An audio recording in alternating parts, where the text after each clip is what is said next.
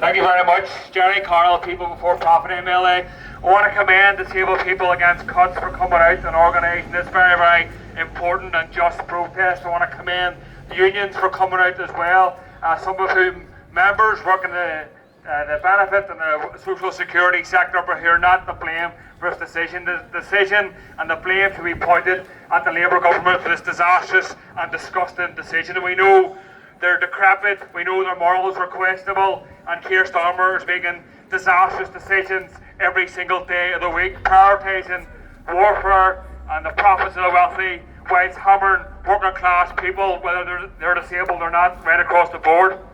But the question now is what is Stormont executive going to do over this cut? Because we know they kicked up a fuss, made a few statements about the winter fuel payment, but when push came to shove, they rolled over and they implemented the cut for winter fuel payment again. The question today for Gordon Lyons, for Michelle O'Neill, Emma Little-Pengelly, Naomi Long, and every single minister on that executive is, are you going to stand up and fight these cuts which are going to hammer working class people in my constituency and right across the north?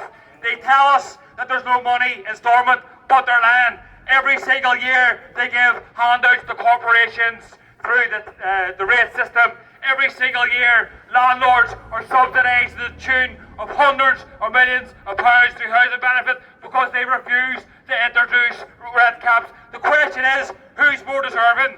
I think people on welfare, on social security, people with disabilities are far more deserving than the billionaire class who are robbing and taking advantage of our communities right across this country. So don't believe them.